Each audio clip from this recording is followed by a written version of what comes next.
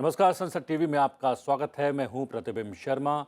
संसद का मॉनसून सत्र चल रहा है। आइए आपको बताते हैं दोनों सदनों में कौन कौन से कार्य आज होने हैं। सबसे पहले नजर हेडलाइंस पर।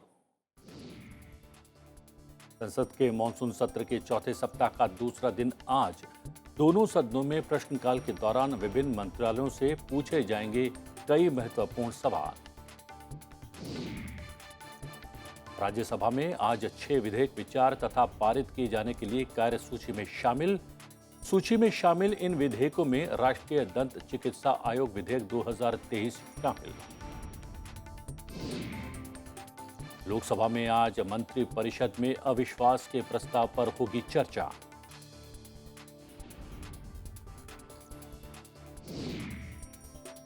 आइए जानते हैं आज राज्यसभा में प्रश्नकाल के दौरान पूछे जाने वाले प्रश्नों के बारे में। राज्यसभा में पहला प्रश्न सांसद राघव चड्ढा पूछेंगे।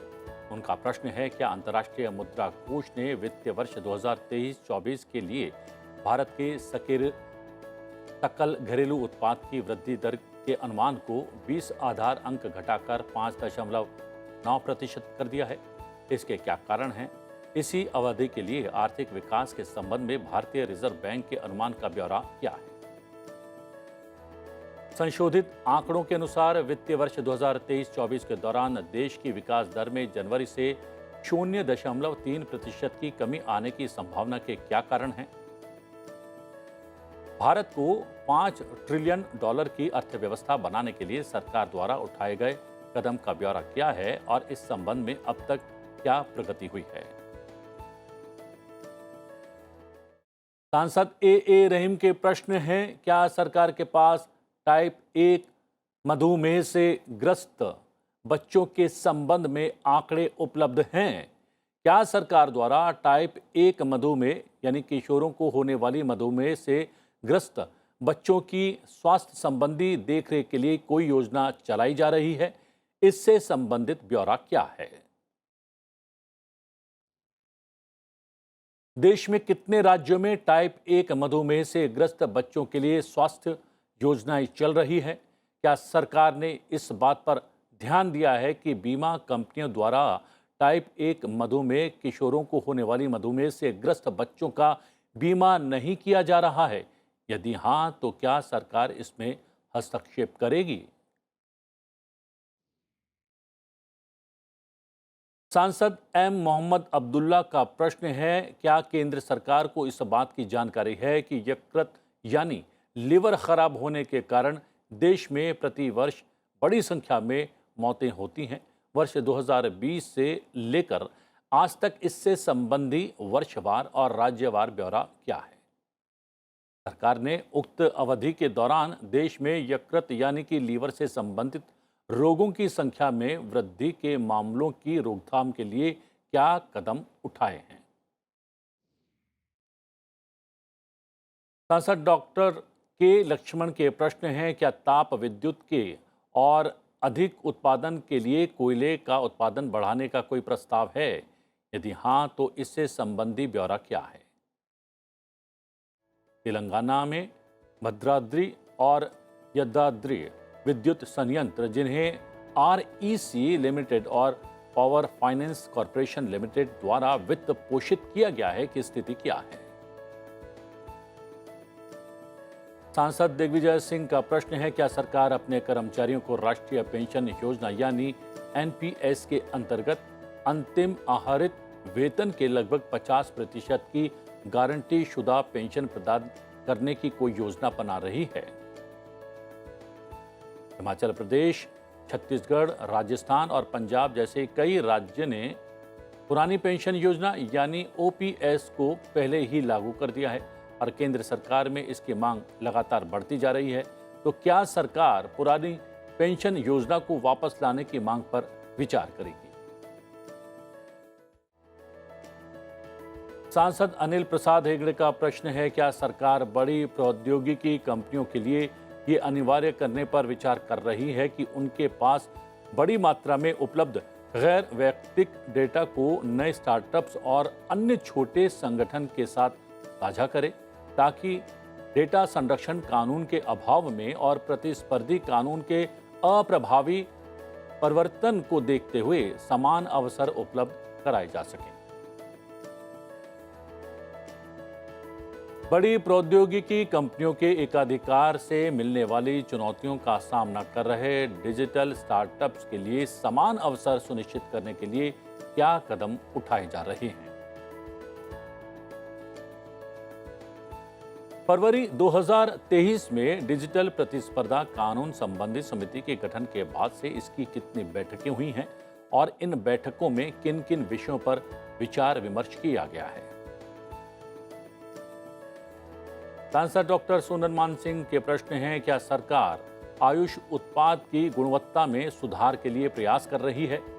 उपभोक्ताओं द्वारा ऐसे उत्पादों के व्यापक उपयोग को बढ़ावा देने के लिए सरकार की क्या योजना है?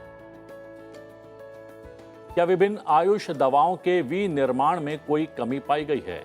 इससे संबंधित ब्यौरा क्या है? सांसद विवेक के तनख्वाह के प्रश्न हैं, देश में निर्मित कफ सिरप से दुनिया भर में कथित रूप से सैकड़ों शिशुओं की मौत होने के बाद क्या कदम उठाए जा रहे हैं?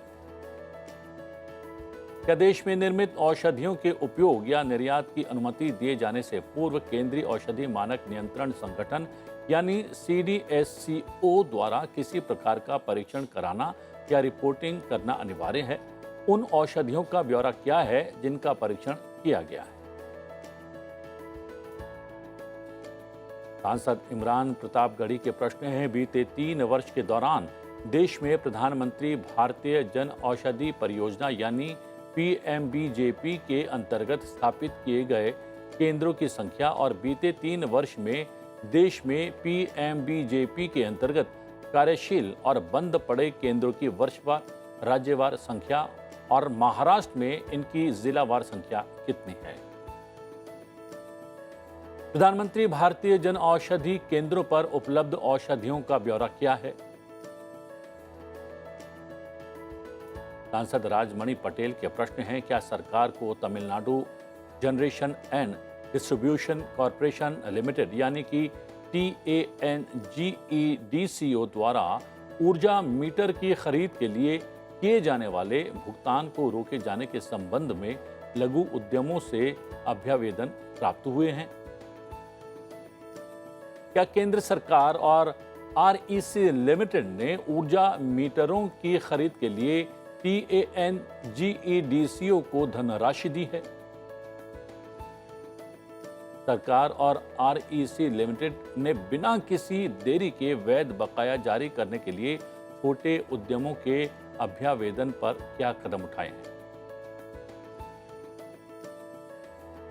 सांसद ब्रिजलाल के प्रश्न हैं, क्या सरकार RBI किसानों, डेयरी उद्यमियों, MSME और छोटे उद्यमियों को जल्द से जल्द परेशानी मुक्त ऋण प्रदान करने के लिए कोई डिजिटल क्रेडिट प्लेटफॉर्म, डिजिटल तकनीकी प्लेटफॉर्म विकसित कर रहा है? सांसद संगीता यादव के प्रश्न है, क्या राष्ट्रीय बाल्यावस्था कैंसर व्यापक प्रबंधन नीति तैयार करने का कोई प्रस्ताव सरकार के विचाराधीन है? विशेष रूप से कैंसर से प्रभावित बच्चों के लिए सार्वजनिक स्वास्थ्य सुविधाओं में शीघ्र निदान, साझा देखभाल, एकीकृत बाल चिकित्सा, ऑन्कोलॉजी, प्रशामक देखभाल के लिए सरकार द्वारा किए गए प्रयासों का विवरण।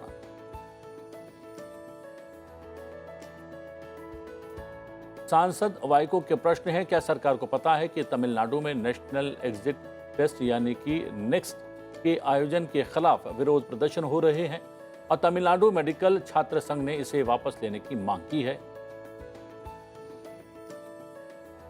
क्या नेक्स्ट परीक्षा आयोजन करने से पहले राज्य सरकारों सहित सभी हितधारकों के साथ व्यापक परामर्श किया जाएगा और यदि नहीं तो इसके क्या कारण हैं?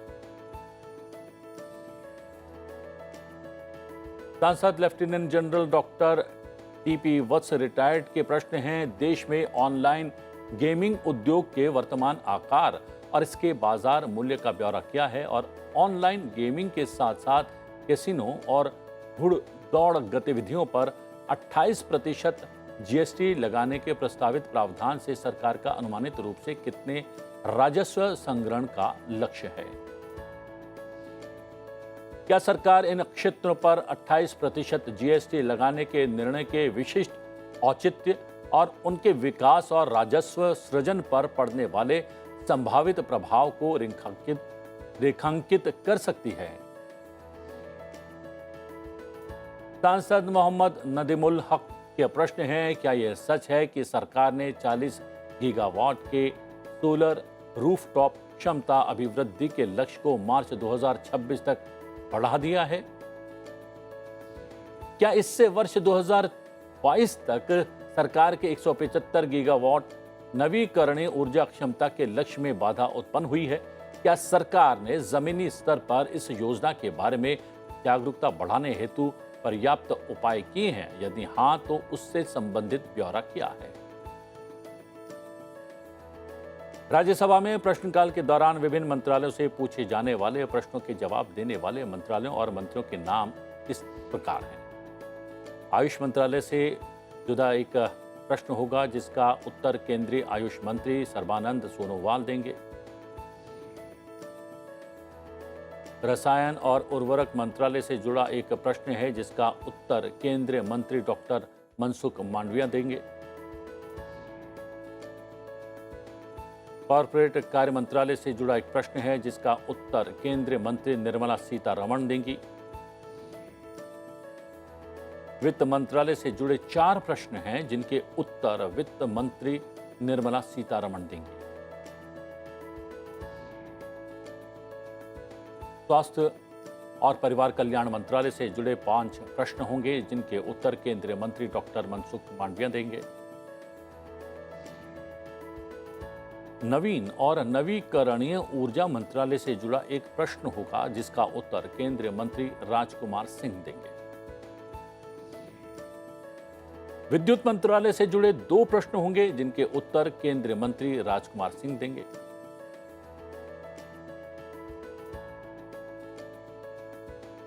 आइए अब देखते हैं लोकसभा में प्रश्नकाल के दौरान कौन कौन से महत्वपूर्ण प्रश्न पूछे जाने वाले।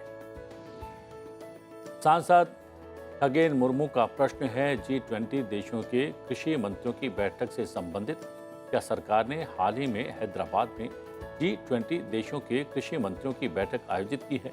क्या G20 देश उक्त बैठक में कृषि में सबसे अच्छी तकनीकों को साझा करने पर सहमत हुए हैं? उसका विवरण और सरकार की प्रतिक्रिया। क्या सरकार भविष्य में कृषि में सुधार के लिए कृषि की विभिन्न पद्धतियों के संबंध में G20 देशों के अलावा अन्य देशों के साथ बैठक आयोजित करने का प्रस्ताव रखती है? दूसरा प्रश्न है, सांसद राहुल रमेश शेवाले का पशु चिकित्सकों की कमी से जुड़ा यह प्रश्न है।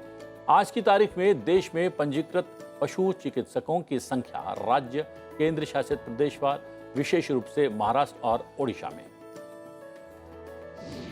क्या ये सच है कि देश में पशुओं की सरकारी अस्पतालों में पशु चिकित्सकों की 50% कमी है? उसका विवरण। क्या केंद्र सरकार ने समस्या का मुकाबला करने के लिए कोई उपाय किया है या नीति निर्देश जारी किए हैं? तो उसका विवरण। सांसद देवाश्री चौधरी का प्रश्न राज्यों के कार्य निष्पादन से जुड़ा है। मंत्रालय के प्रमुख कार्यक्रमों में किए गए कार्यों के संदर्भ में राज्यों के प्रदर्शन का विवरण। राज्य के संतोषजनक प्रदर्शन के लिए जिम्मेदार कारक। इस संबंध में कुछ राज्यों के असंतोषजनक प्रदर्शन के कारण। मंत्रालय के इन प्रमुख कार्यक्रमों के संदर्भ में राज्यों के प्रदर्शन में सुधार के लिए उठाए जा रहे कदमों का विवरण। सांसद राजीव प्रताप रूडी का प्रश्न पेटेंट किए गए कीटनाशक उत्पाद से जुड़ा है। क्या ये सच है कि देश में पेटेंट कीटनाशक उत्पादों की अधिकतम हिस्सेदारी है? उसका विवरण। पिछले 5 वर्षों में पंजीकृत नए कीटनाशक उत्पादों और पेटेंट उत्पादों की हिस्सेदारी और सरकार द्वारा उठाए गए कदमों का विवरण।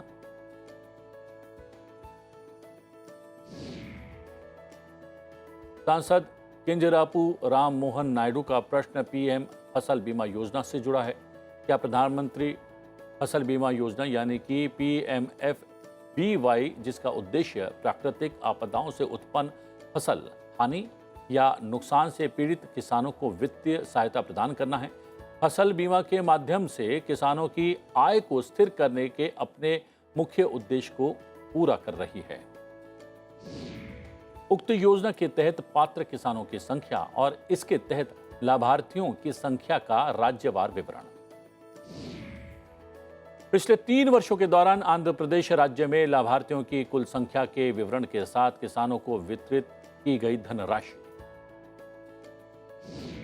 फसल बीमा योजना के तहत किसानों के दावों को निपटाने में आंध्र प्रदेश राज्य सरकार द्वारा लिया गया औसत समय। उक्त योजना के तहत आंध्र प्रदेश राज्य द्वारा किसानों को भुगतान की गई प्रीमियम राशि। उक्त योजना के तहत आंध्र प्रदेश राज्य द्वारा किसानों को भुगतान की गई प्रीमियम राशि। उक्त योजना के सुचारू कार्यान्वयन के लिए विसंगतियों को दूर करने के लिए सरकार द्वारा क्या कदम उठाए जा रहे हैं।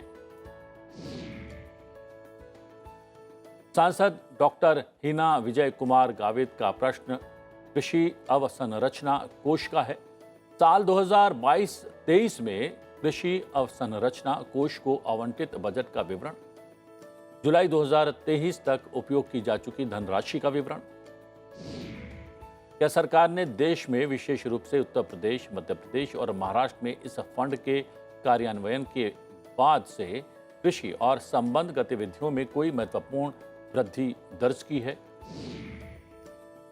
क्या सरकार ने जुलाई 2023 तक देश में वर्तमान में कार्यरत कृषि उद्यमियों, स्वयं सहायता समूहों और संयुक्त देयता समूहों की कुल संख्या में कोई वृद्धि दर्ज की है, जिन्हें 2022-23 और 2023-24 में इस निधि से सहायता प्राप्त हुई है, और यदि हाँ तो तत्संबंधी ब्यौरा क्या है?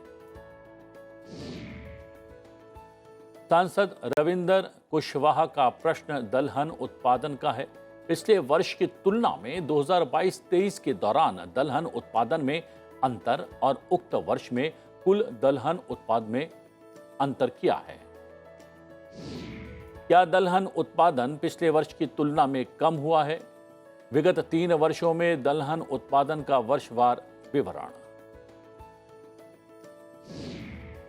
देश में दलहन उत्पादन बढ़ाने के लिए सरकार द्वारा उठाए जा रहे प्रभावी कदम, विदर्भ के वर्धा और अमरावती में अरहर की पैदावार बढ़ाने के लिए सरकार क्या उपाय कर रही है?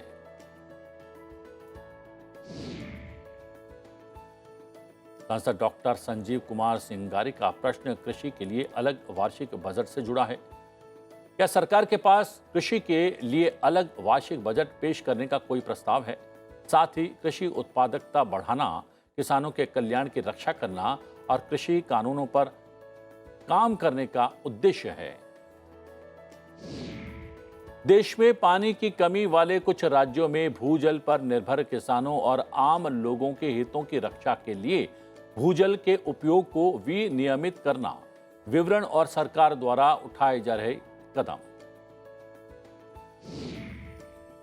सांसद कोथा प्रभाकर रेड्डी का प्रश्न फसल अवशेष प्रबंधन से जुड़ा है। क्या सरकार फसल अवशेष प्रबंधन यानी कि CRM मशीनों के संबंध में किसानों को समर्थन देने के लिए कृषि विज्ञान केंद्र को प्रोत्साहन प्रदान करती है?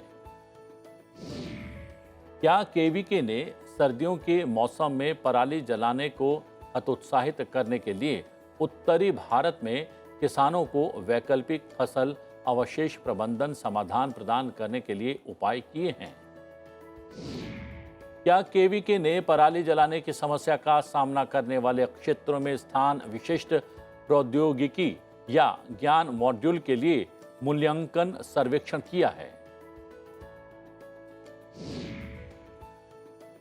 सांसद मनोज किशोर भाई कोटक का प्रश्न इलेक्ट्रिक वाहन चार्जिंग स्टेशन की स्थापना से जुड़ा है।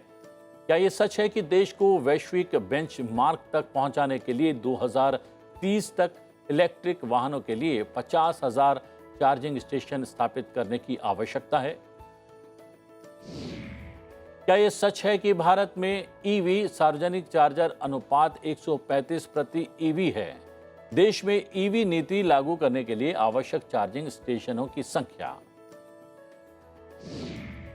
देश में चालू सार्वजनिक चार्जरों का विवरण और निकट भविष्य में स्थापित शुरू होने वाले सार्वजनिक चार्जरों की संख्या का प्रस्तावित लक्ष्य।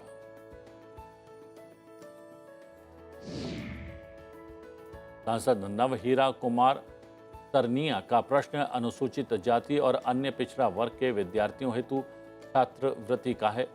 अनुसूचित जाति, एससी और अन्य पिछड़ा वर्ग ओबीसी के छात्रों के लिए सरकार द्वारा कार्यान्वित की जा रही विभिन्न छात्रवृत्ति योजनाओं का विवरण। साल 2019 से अब तक अनुसूचित जाति और अन्य पिछड़ा वर्ग के छात्रों को प्रदान की जा रही छात्रवृत्ति का विवरण। असम और उत्तर पूर्वी राज्यों सहित राज्यवार विभिन्न जातियों के नाम और उन्हें कब से देश में ओबीसी का दर्जा दिया गया है। सांसद प्रोफेसर सौगत रॉय का प्रश्न विश्व प्रेस स्वतंत्रता सूचकांक से जुड़ा है। क्या सरकार को पता है कि global media watchdog reports without borders द्वारा संकलित विश्व प्रेस स्वतंत्रता सूचकांक की रिपोर्ट के अनुसार भारत 180 देशों में से 161वें स्थान पर है। क्या सरकार ने इसके कारणों का पता लगाया है, पहचान लिया है? इस संबंध में सरकार द्वारा किए गए उपचारात्मक उपायों के साथ उसका विवरण। देश में स्वतंत्र प्रेस गतिविधियों के लिए माहौल सुनिश्चित करने के लिए सरकार द्वारा उठाए गए या उठाए जा रहे कदमों का ब्यौरा क्या है। सांसद जयदेव गल्ला का प्रश्न चक्रवातों से प्रभावित किसानों को मुआवजा देने से जुड़ा है। पिछले 5 वर्षों के दौरान देश में आए चक्रवातों की संख्या और फसल उत्पादन पर उसका प्रभाव राज्यवार, विशेष रूप से आंध्र प्रदेश राज्य के लिए। साल 2019 से 2023 तक चक्रवातों के कारण फसल और राज्यवार बर्बाद क्षतिग्रस्त बागवानी उत्पादों की मात्रा। विशेष रूप से बागवानी फसलों के परिवहन के संबंध में 12 मासी सुरक्षित आपूर्ति श्रृंखला नेटवर्क विकसित करने के लिए सरकार द्वारा प्रयास किए जा रहे हैं। आंध्र प्रदेश में चक्रवात के कारण प्रभावित होने वाले किसानों की संख्या। क्या चक्रवात से प्रभावित किसानों को उनके नुकसान के लिए राज्य सरकारों द्वारा मुआवजा दिया जा रहा है? इसका विवरण। क्या केंद्र सरकार इस उद्देश्य के लिए कोई मुआवजा प्रदान कर रही है और उसका विवरण क्या है? सांसद कुंवर पुष्पेंद्र सिंह चंदेल का प्रश्न आनुवंशिक रूप से संशोधित फसलों के आरंभ का है। क्या सरकार का खाद्यान्न फसलों में भी आनुवंशिक रूप से संशोधित यानी कि जीएम फसलें लाने का प्रस्ताव है, ताकि कम एकड़ में अधिक फसल पैदा कर किसानों की आय बढ़ाई जा सके? जीएम प्रौद्योगिकी के माध्यम से उत्पादित होने वाली संभावित खाद्यान्न फसलों का विवरण।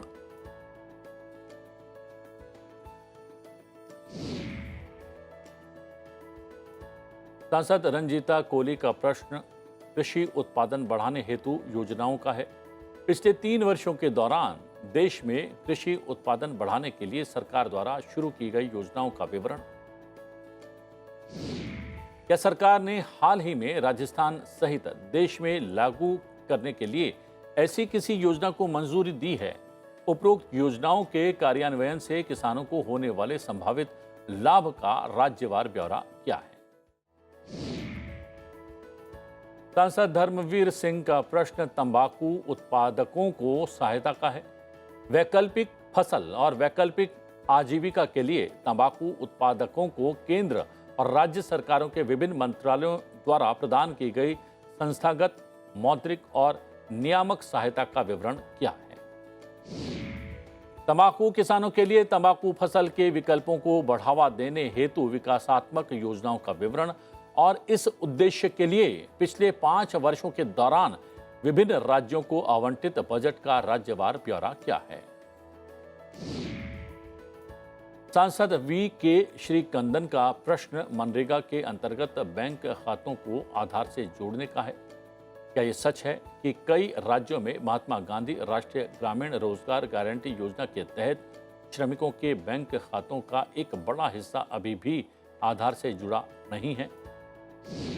क्या ये भी सच है कि 90% से अधिक सक्रिय श्रमिकों के आधार सीडिंग के बाद जॉब कार्ड की किसी भी नकल या दुरुपयोग का पता नहीं चला है?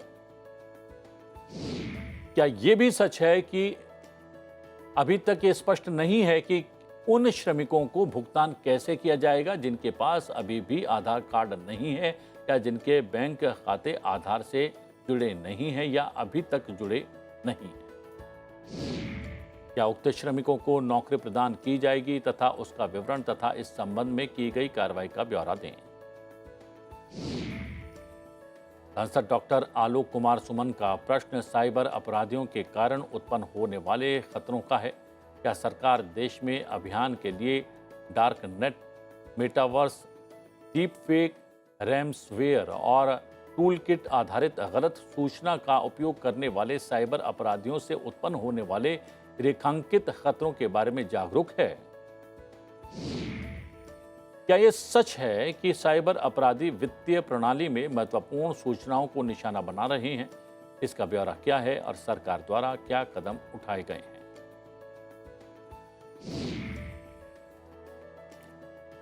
सांसद doctor DNV Senthil Kumar S का प्रश्न राष्ट्रीय वयोश्री योजना के कार्यान्वयन से जुड़ा है। पिछले 3 वर्षों और चालू वर्ष के दौरान राष्ट्रीय वयोश्री योजना यानी कि RVY के लिए कार्यान्वयन, एजेंसी और वित्तीय परिव्यय का विवरण। क्या सरकार ने वो उद्देश्य हासिल कर लिया है जिसके लिए RVY लॉन्च किया गया था? RVY के कार्यान्वयन में सरकार के सामने आने वाली बाधाएं। क्या सरकार ने पिछले 3 वर्षों में प्रत्येक वर्ष और चालू वर्ष के दौरान उक्त योजना के तहत कोई लक्ष्य निर्धारित किया है? और यदि हाँ, तो शुरुआत से लेकर अब तक प्राप्त उपलब्धियों सहित प्राप्त लक्ष्यों के साथ उसका विवरण। उपरोक्त योजना के क्रियान्वयन हेतु चयनित जिलों की संख्या, साथ ही राज्यों में आयोजित शिविरों की संख्या और तमिलनाडु और महाराष्ट्र सहित राज्यवार योजना के तहत लाभान्वित वरिष्ठ नागरिकों की संख्या। क्या कई वरिष्ठ नागरिकों को योजना के तहत दी जाने वाली सुविधा प्रदान नहीं की गई है? और यदि हाँ, तो उसका विवरण क्या है और इस संबंध में क्या सुधारात्मक कदम उठाए गए हैं? आयु संबंधी विकलांगताओं से पीड़ित वरिष्ठ नागरिकों को सहायता प्रदान करने के लिए सरकार द्वारा अन्य क्या कदम उठाए गए हैं? सांसद गजेंद्र सिंह पटेल का प्रश्न घरेलू पशुधन पालन से जुड़ा है। जनजातीय क्षेत्रों सहित देश में घरेलू पशुधन के पालन को बढ़ावा देने के लिए सरकार द्वारा किए जा रहे प्रयासों का विवरण। पिछले 3 वर्षों के दौरान मध्य प्रदेश सहित देश के ग्रामीण क्षेत्रों और आदिवासी क्षेत्रों में घरेलू पशुधन के पालन को बढ़ावा देने के लिए सरकार द्वारा प्रदान की गई कुल राशि। देसी विदेशी नस्ल की गायों के संरक्षण एवं रख रखाव के लिए सरकार द्वारा उठाए गए कदमों का विवरण। आइए अब आपको बताते हैं लोकसभा में पूछे जाने वाले प्रश्नों के उत्तर कौन कौन से मंत्रालय या मंत्री देने वाले हैं। कृषि और किसान कल्याण मंत्रालय से पूछे जाने वाले प्रश्नों के उत्तर केंद्रीय कृषि और किसान कल्याण मंत्री नरेंद्र सिंह तोमर देंगे। मत्स्य पालन, पशुपालन और डेयरी मंत्रालय से पूछे जाने वाले प्रश्नों के उत्तर केंद्रीय मत्स्य पालन, पशुपालन और डेयरी मंत्री पुरुषोत्तम रूपाला देंगे। भारी उद्योग मंत्रालय से पूछे जाने वाले प्रश्न का उत्तर केंद्रीय भारी उद्योग मंत्री महेंद्र नाथ पांडे देंगे। गृह मंत्रालय से पूछे जाने वाले प्रश्न का उत्तर केंद्रीय गृह मंत्री अमित शाह देंगे। सूचना और प्रसारण मंत्रालय से पूछे जाने वाले प्रश्न का उत्तर केंद्रीय सूचना और प्रसारण मंत्री अनुराग सिंह ठाकुर देंगे। पंचायती राज मंत्रालय से पूछे जाने वाले प्रश्नों के उत्तर केंद्रीय पंचायती राज मंत्री गिरिराज सिंह देंगे। ग्रामीण विकास मंत्रालय से पूछे जाने वाले प्रश्नों के उत्तर केंद्रीय ग्रामीण विकास मंत्री गिरिराज सिंह देंगे। सामाजिक न्याय और अधिकारिता मंत्रालय से पूछे जाने वाले प्रश्नों के उत्तर केंद्रीय सामाजिक न्याय और अधिकारिता मंत्री डॉक्टर वीरेंद्र कुमार देने वाले हैं। आइए अब नजर डालते हैं राज्यसभा में आज विचार तथा पारित किए जाने के लिए प्रस्तुत होने वाले विधेयक कौन कौन से हैं। पहला विधेयक है अंतर सेना संगठन कमान नियंत्रण और अनुशासन विधेयक 2023, the inter services organisations command control and discipline bill 2023। विचार और पारित करने के लिए सदन में ये विधेयक पेश किया जाएगा। विधेयक को विचार और पारित करने का प्रस्ताव रक्षा मंत्री राजनाथ सिंह सदन में करेंगे। रक्षा मंत्री प्रस्ताव करेंगे कि सेना कर्मी जिनको वायुसेना अधिनियम 1950, सेना अधिनियम 1950 और नौसेना अधिनियम 1957 लागू होता है, जो अनुशासन बनाए रखने और अपने कर्तव्यों के उचित निर्वहन के लिए अपने कमान के अधीन सेवा कर रहे हैं या उससे जुड़े हुए हैं के संबंध में अंतर सेवा संगठनों के कमांडर इन चीफ या ऑफिसर इन कमांड को सशक्त बनाने वाला विधेयक और उससे जुड़े या उसके आनुषंगिक मामलों पर विचार किया जाए। वर्तमान में वायुसेना, सेना और नौसेना के सेवाकर्मी वायुसेना अधिनियम 1950, सेना अधिनियम 1950 और नौसेना अधिनियम 1957 सेवा अधिनियम के प्रावधानों द्वारा शासित होते हैं। प्रस्तावित विधेयक अनिवार्य रूप से एक सक्षम कानून होगा जो अंतर सेवा संगठनों के प्रमुखों को वायुसेना, सेना और नौसेना के नियमित सभी कर्मियों और अन्य केंद्रीय सरकार द्वारा अधिसूचित बलों के व्यक्तियों पर जो अंतर सेवा संगठन में सेवा कर रहे हैं या उससे जुड़े हुए हैं पर संबंधित अधिनियमों का संशोधन बिना प्रभावी आदेश, नियंत्रण और अनुशासन बनाए रखने में समर्थ करता है। अधिसूचना द्वारा केंद्र सरकार को अंतर सेवा संगठन गठित करने के लिए सशक्त बनाता है।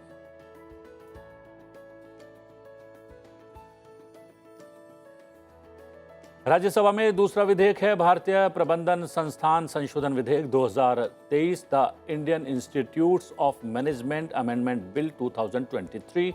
विचार और पारित करने के लिए सदन में पेश किया जाएगा। विधेयक को विचार और पारित करने का प्रस्ताव शिक्षा मंत्री धर्मेंद्र प्रधान करेंगे। आपको बताते हैं विधेयक के ऑब्जेक्ट और रीजंस के बारे में। प्रबंधन के कुछ संस्थानों को राष्ट्रीय महत्व के संस्थान घोषित करने से संबंधित ये बिल है। प्रबंधन में वैश्विक उत्कृष्टता के मानकों को प्राप्त करने के लिए इन संस्थानों को सशक्त बनाना इस बिल का उद्देश्य है।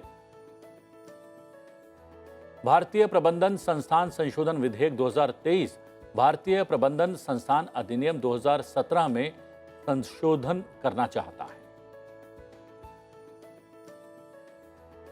राज्यसभा में तीसरा विधेयक विचार और पारित करने के लिए है राष्ट्रीय दंत चिकित्सा आयोग विधेयक 2023, the national dental commission bill 2023। दंत चिकित्सा के पेशे को विनियमित करने, गुणवत्तापूर्ण और किफायती दंत चिकित्सा शिक्षा प्रदान करने, उच्च गुणवत्ता वाली मौखिक स्वास्थ्य देखभाल को सुलभ बनाने का प्रस्ताव केंद्रीय स्वास्थ्य मंत्री मनसुख मांडविया करेंगे।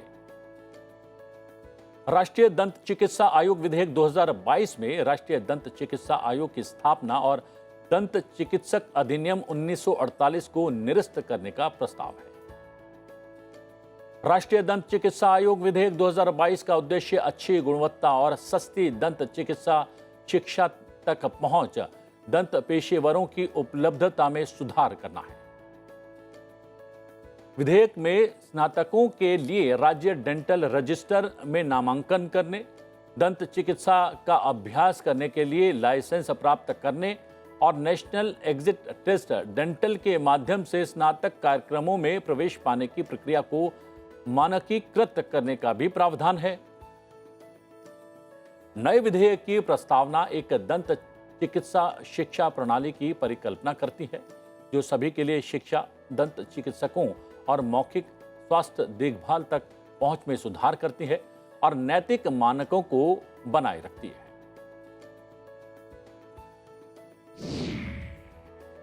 बात चौथे विधेयक की राष्ट्रीय परिचर्या और प्रसूति विद्या आयोग विधेयक 2023। The national nursing and midwifery commission bill 2023। केंद्रीय स्वास्थ्य और परिवार कल्याण मंत्री डॉक्टर मनसुख मांडविया विधेयक को विचार और पारित करने का प्रस्ताव करेंगे। प्रसूति विद्या द्वारा शिक्षा और सेवाओं के मानकों के विनियमन और अनुरक्षण, अनुसंधान और विकास के लिए प्रणाली सृजन करने वाले विधेयक को विचार और पारित करने का प्रस्ताव है।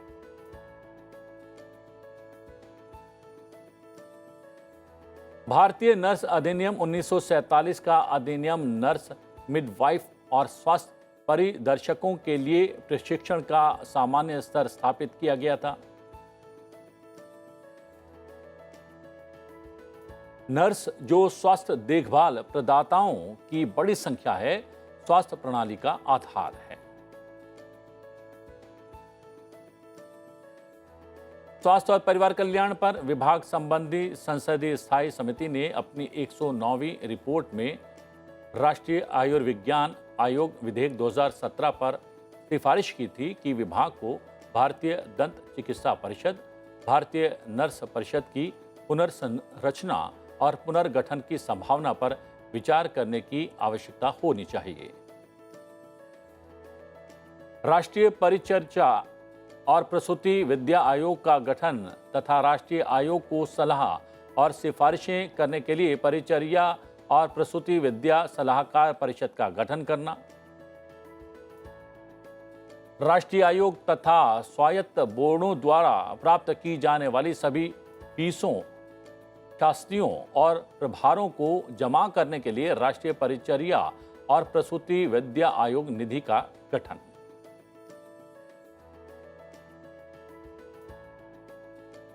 पांचवा विधेयक है निरसन और संशोधन विधेयक 2023। The repealing and amending bill 2023 विधेयक को पारित करने का प्रस्ताव केंद्रीय विधि एवं न्याय मंत्री अर्जुन राम मेघवाल करेंगे। विधेयक के माध्यम से कतिपय अधिनियमितताओं का निरसन और अधिनियमित का संशोधन होना है। विधेयक के ऑब्जेक्ट्स और रीजंस की बात की जाए तो विधेयक उन आवधिक उपायों में से एक है जिसके द्वारा अधिनियमितताएं निरसित कर दी गई हैं। विधेयक के खंड 4 में सचेतकारी उपबंध सम्मिलित है, जिसका इस प्रकार के विधेयक में होना सामान्य है।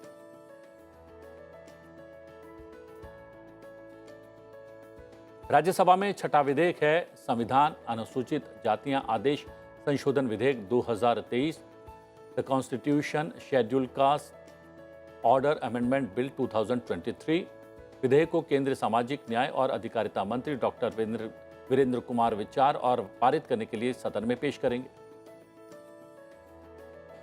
विधेयक के माध्यम से छत्तीसगढ़ राज्य के संदर्भ में अनुसूचित जातियों को उपांतरित करने के हेतु संविधान अनुसूचित जातियां आदेश 1950 में संशोधन किया जाना है। छत्तीसगढ़ राज्य सरकार ने मेहरा और महरा समुदायों को अनुसूचित जाति की सूची में शामिल करने का प्रस्ताव दिया है। भारत के रजिस्ट्रार जनरल और राष्ट्रीय अनुसूचित जाति आयोग ने प्रस्तावित संशोधन पर अपनी सहमति व्यक्त की है। उपरोक्त परिवर्तन को प्रभावी करने के लिए छत्तीसगढ़ राज्य के संबंध में संविधान अनुसूचित जाति आदेश 1950 में संशोधन करना आवश्यक है। विधेयक उपरोक्त उद्देश्यों को प्राप्त करना चाहता है।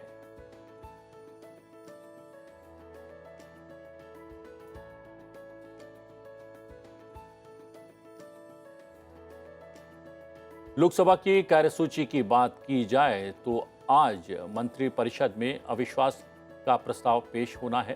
सांसद गौरव गगोई प्रस्ताव पेश करेंगे। ये सभा मंत्रिपरिषद में अपने विश्वास का अभाव प्रकट करती है। फिलहाल संसद में आज में इतना ही। तो बने रहिए संसद टीवी के साथ। मुझे दीजिए आज्ञा। नमस्कार।